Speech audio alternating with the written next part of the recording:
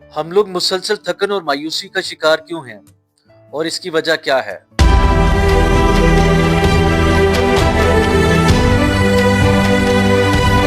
क्या आपके साथ भी कभी ऐसा हुआ है कि आप रात को नींद पूरी करके उठें और बिस्तर से उठते हुए आपको ऐसा महसूस हो शायद आपने सदियों से आराम नहीं किया? या कभी आपके साथ ऐसा हुआ है कि छुट्टी का दिन गुजर जाए, छुट्टी का दिन खत्म हो जाए, कि दिमाग का बोझ फिर भी हल्का ना हुआ हो? और सबसे खतरनाक बात ये कि क्या आपको कभी ऐसा महसूस हुआ है कि आप जिंदा तो हैं लेकिन आपके अंदर कोई चीज दम तोड़ रही है? अगर इन सवालों का जवाब हाँ है तो घबराइए मत, आप अकेले नहीं हैं। आपका ताल्लुक इस दौर की उस नस्ल से है जिसे द बर्नआउट जनरेशन यानी थकी हुई नस्ल कहा जाता है। आज की ये वीडियो इसी नामालूम थकन के नाम है। आइए जानते हैं कि हमारा आज का नौजवान जिस्मानी मुशक्कत के बगैर क्यों थक जाता है। मसला जिस्म का नहीं, मसला हमारे दिमाग का है। कहते हैं कोग्निटिव ओवरलोड। हमारे वालिदैन और हमारे ग्रैंड पेरेंट्स हमसे ज्यादा मुशक्कत करते थे। वो खेतों में काम करते थे, मीलों पैदल चलते थे, भारी वजन उठाते थे, और लेकिन जब वो रात को सोते थे तो फौरन उनको नींद आ जाती थी।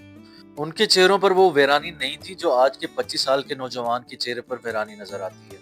आखिर इसकी वजह क्या है? वजह है कि वो लोग जिस्मानी थकते थे जबकि आज का नौजवान दिमागी तौर पर थक रहा है। जरा अपने दिमाग का तस्वुर एक कंप्यूटर या मोबाइल के तौर पे कीजिए। एक मोबाइल जिसमें कि 50 ऐप्स ऑन हो तो क्या होगा? मोबाइल गर्म हो जाएगा, मोबाइल हैंग हो जाएगा और मोबाइल की बैटरी तेजी से कम होना शुरू हो जाएगी।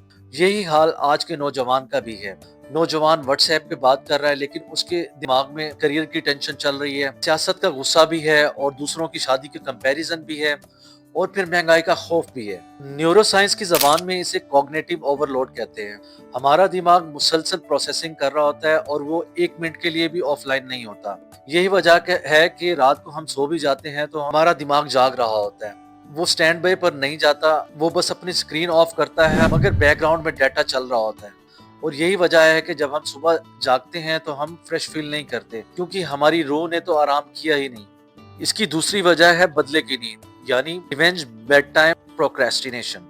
ये एक बहुत अहम नफ्सियाती नुक्ता है। अक्सर नौजवान रात को आंखें जल रही होती हैं, नींद आ रही होती है, लेकिन फिर भी मोबाइल को हाथ से नहीं रख पाते और हम महज इसको मोबाइल की लत समझते हैं, जबकि नफ्सियात की ज़बान में इसे रिवेंज बेड टाइम प्रोक्रेस्टिनेशन कहते हैं।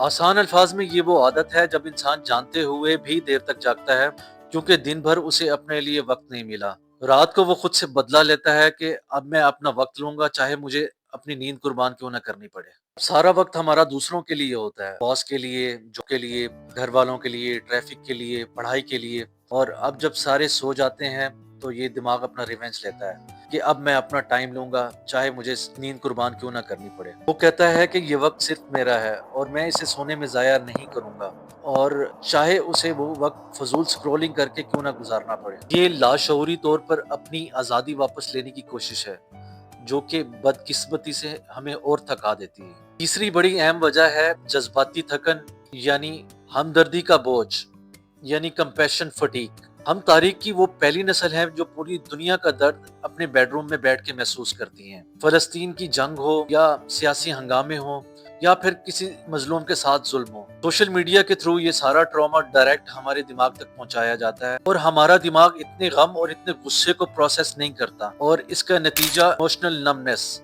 यानी जज्बाती बेहिसी। हमें खुशी आर्जी क्यों लगती है? आपने नोटिस किया होगा कि हमने कोई नई चीज खरीदी या हम कहीं घूमने गए, हमें खुशी सिर्फ चंद लम्हों की महसूस होती है और उसके बाद फिर वही खालीपन महसूस होता है।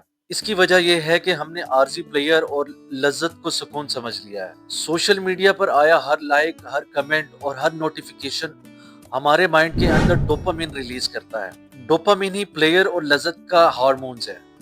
डोपामिन की खामी ये है कि ये जिस तरह से ऊपर जाता है वैसे ही क्रैश करता है और हमारे माशरे का नौजवान इसी डोपामिन का नशाई है। आखिर इन सब का हल क्या है? मसला यकीनन बड़ा है लेकिन इनका हल मौजूद है। हमें बस अपने दिमाग की वायरिंग को रीसेट करना होगा, जिसके लिए मैं आपको चंद तरीके तजवीज़ करूंगा। हमें हमेशा सिखाया जाता है कि फारिग बैठना या वक्त ज़ाया करना कोई गुनाह है, लेकिन ये बिल्कुल एक गलत सोच है।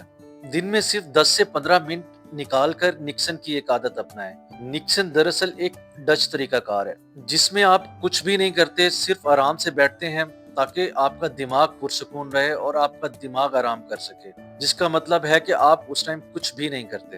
اس ٹائم نہ موبائل، نہ کوئی کتاب، نہ ہی عبادت، نہ ہی کوئی سوچ، بس کھڑکی کے پاس بیٹھ کر کھڑکی سے باہر دیکھیں یا پھر چھت کی طرف گھوریں۔ اپنے دماغ کے D M N network کو پرسکون ہونے دیں۔ جب آپ کچھ نہیں کر رہے ہوتے تبھی آپ کا دماغ ریچارج ہو رہا ہوتا ہے، اور اس کو آپ دوا سمجھ کے کریں۔ دوسرا حل ہے معلومات کی ڈائٹنگ، یعنی انفارمیشن فاسٹنگ۔